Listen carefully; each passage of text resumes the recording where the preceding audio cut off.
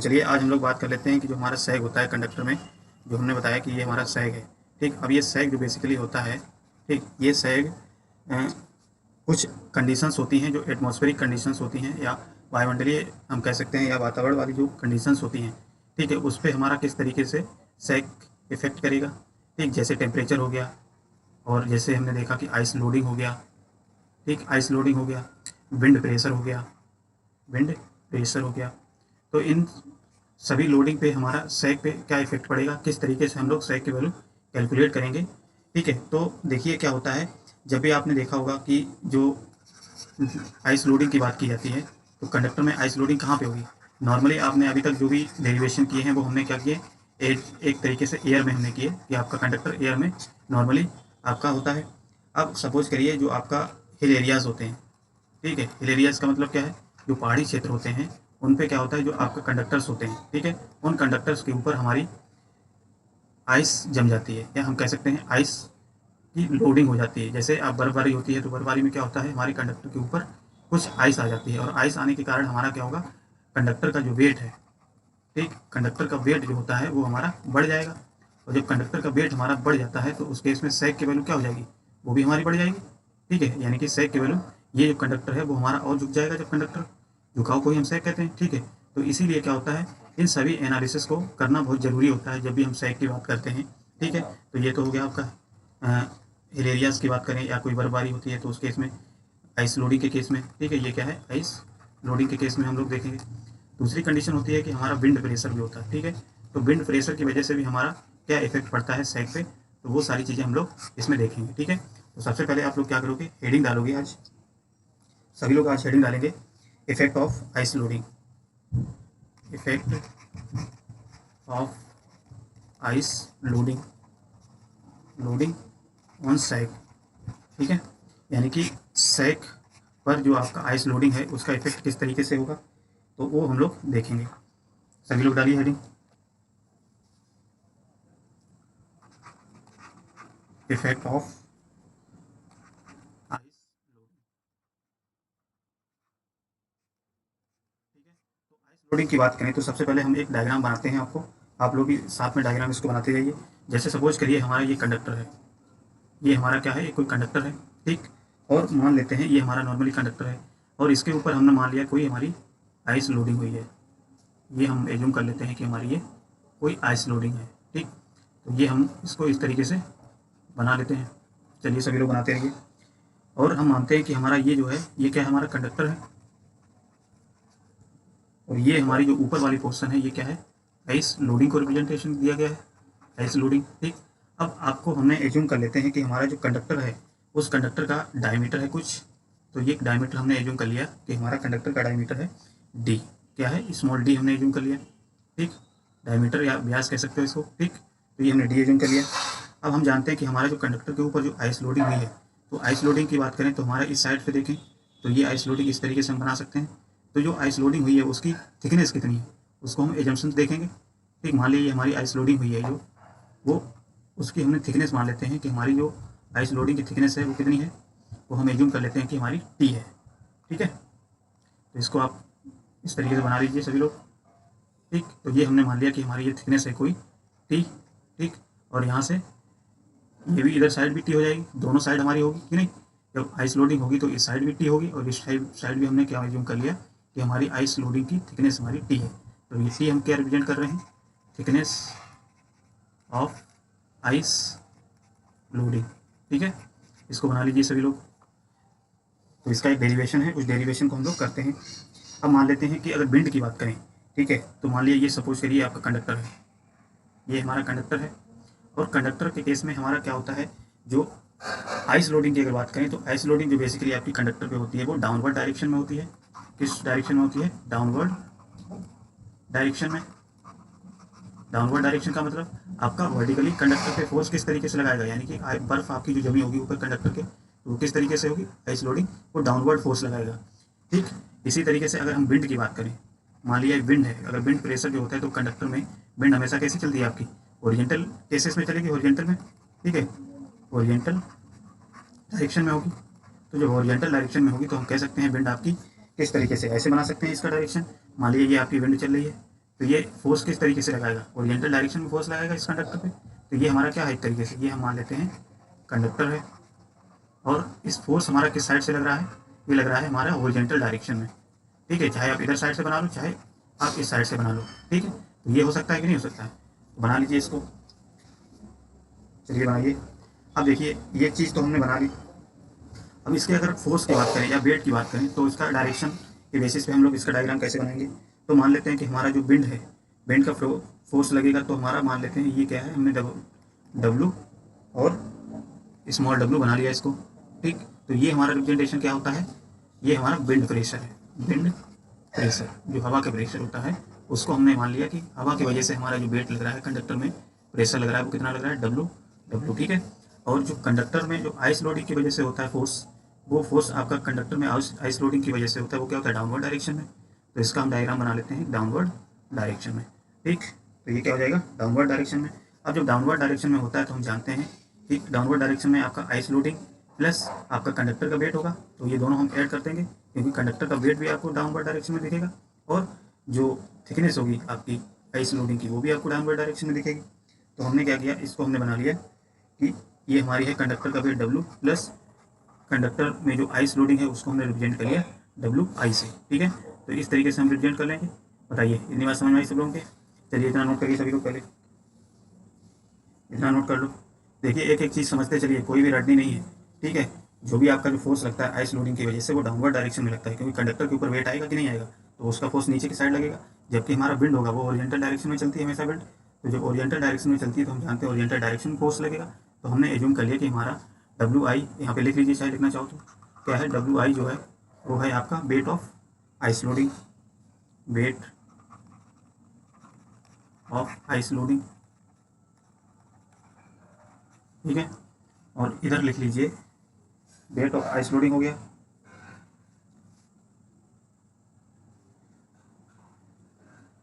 चलिए इतना नोट करिए पहले।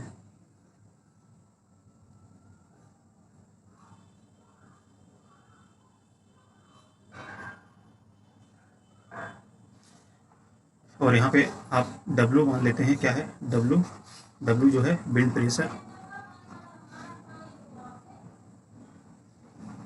Wind pressure per unit area, per unit area है। ठीक है, इतना नोट करिए सबसे पहले, सभी लोग इतना नोट करो।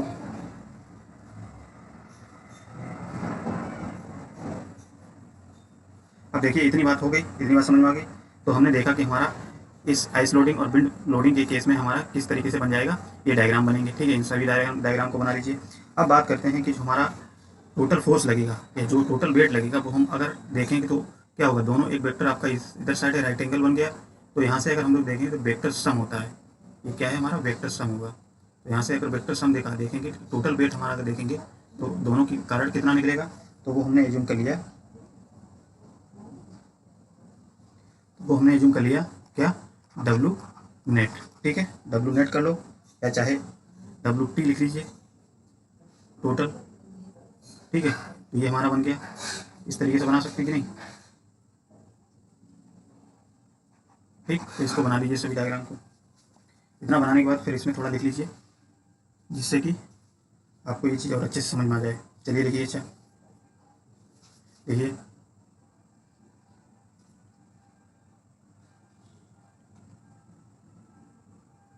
देखिए यदि डी डी कंडक्टर के डायमीटर पर, यदि डी डी स्मॉल है, ठीक है, इसको लिखिए डी कंडक्टर के कंडक्टर पर टी मीटर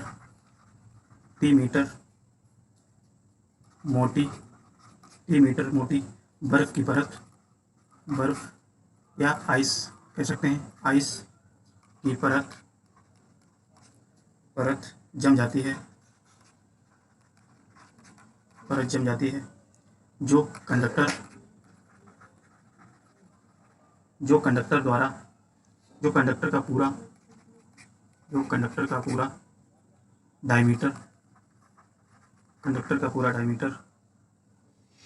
डायमीटर, डी से बढ़कर कितना हो जाएगा बताइए, डी से बढ़कर डी प्लस 2t हो जाएगा। देखिए इस डायग्राम में जैसे हमने देखा कि हमारा ये क्या है, डी डायमीटर है कंडक्टर का। अगर आप टोटल कंडक्टर का डायमीटर देखोगे यहाँ से पूरा, तो आपका टी ये है और टी ये है, तो दोनों इंक्लूड होकर कितना हो जाएगा, टी प्लस 2t हो जाएगा कि नहीं। टोटल डायमीटर का देखें, आइस लोडिंग को भी इंक्लूड कर लें, ठीक है। तो यहाँ से हमारा ये टोटल निकल के आ जाएगा डी प्लस 2t, ठीक है। तो वही हम आपको लिखा रहे हैं, इसको लिखिए डी प्लस 2t मीटर हो जाएगा, मीटर हो जाएगा। आगे देखिए आइस लोडिंग, आइस लोडिंग या बर्फ का भार लिख सकते हो, बर्फ का भार, कंडक्टर के भार, कंडक्टर के भार, कंडक्टर के भार की दिशा में होगा, दिशा में होगा, यानी कि इस डायरेक्शन में होगा, डाउनवर्ड डायरेक्शन में, डाउनवर्ड डायरेक्शन में, यानी कि जो कंडक्टर का वेट होगा डाउनवर्ड डायरेक्शन में, उसी डायरेक्शन में आपका आइस की लोडिंग भी होगी, ठीक है, डाउनवर्ड डायरेक्शन। आगे देखिए जिससे जिससे कंडक्टर का कुल भार बढ़ जाएगा, कुल भार बढ़ जाएगा, ठीक। इतनी बात समझ में आ गई सब लोगों की। अब देखिए इसका डेरिवेशन है, तो इसको कैसे सॉल्व करेंगे, तो आप लिखेंगे weight of ice, weight of ice, weight of ice क्या हमने यूज किया, WI, ठीक है। और वेट ऑफ W इसका जब निकालोगे तो कैसे निकालेंगे, डेंसिटी, डेंसिटी ऑफ आइस देखेंगे प्लस सॉरी इनटू आ जाएगा volume of ice, volume of ice, कितने क्या हो जाएगा पर यूनिट लेंथ में, पर यूनिट लेंथ में हम लोग निकालेंगे जो वॉल्यूम का होगा, आइस का जो वॉल्यूम होगा उसको हम कैलकुलेट करेंगे, ठीक है। तो इतना आप नोट करिए। अब ये WI इक्वल्स टू आगे लिखिए इसमें डेंसिटी ऑफ आइस इनटू, अब देखिए वॉल्यूम ऑफ आइस की बात करें, ठीक है, पर यूनिट लेंथ में, तो इसको हम लोग किस तरीके से लिख सकते हैं, हम जानते हैं कि इसका फॉर्मूला क्या होता है, π/4d², यही होता है कि नहीं इसका, अगर हम लोग निकालेंगे तो। अब देखिए इसमें क्या होता है, ये चीज़ होता है फॉर्मूला। इसके केस में अगर हम लोग डायमीटर की बात करें तो टोटल डायमीटर कितना हो जाएगा यहाँ पे, तो इसको इस तरीके से लिख देते हैं π/4 और d + 2t का होल स्क्वायर, ठीक है। इतनी बात समझ में आई। चलिए इतना नोट करिए, इसके बाद इसको और सॉल्व करते हैं आगे।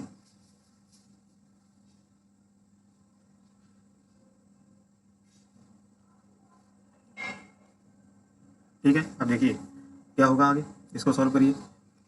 WI π/4 ब्रैकेट में क्या हो जाएगा, जो हमने बताया कि d + 2t ये whole square plus,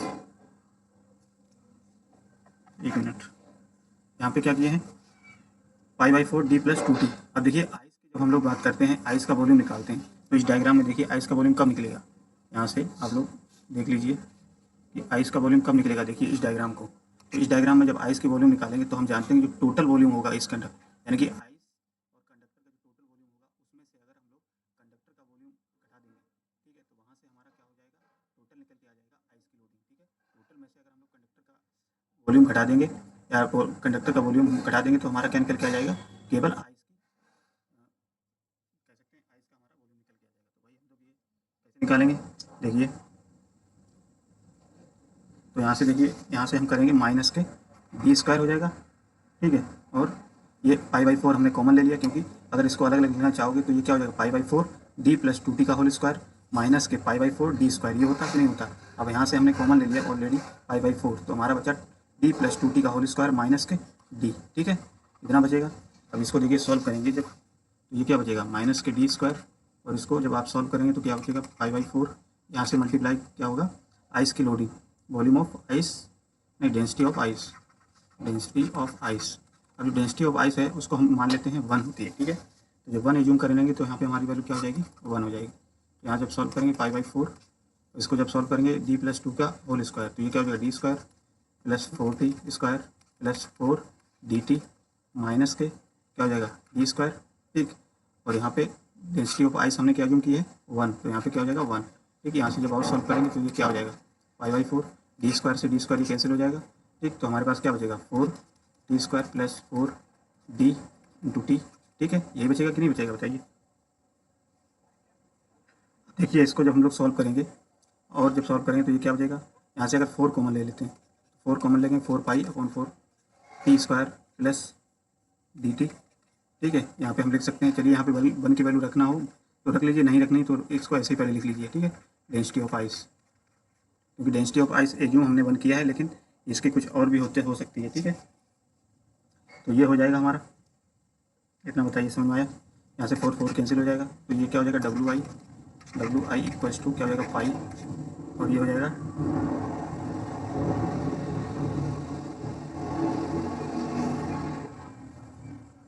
t² plus dt। ठीक है, इतना नोट करिए। चलिए सभी लोग, यहाँ है density of ice, density of ice, चलिए सभी लोग नोट करो। देखिए इसको और सॉल्व करना चाहें तो पाई, यहाँ से टी अगर कॉमन ले लेंगे तो हमारे पास क्या बचेगा, टी प्लस डी बचेगा कि नहीं बचेगा, इंटू डेंसिटी ऑफ आइस। चलो इतना नोट करो सभी लोग।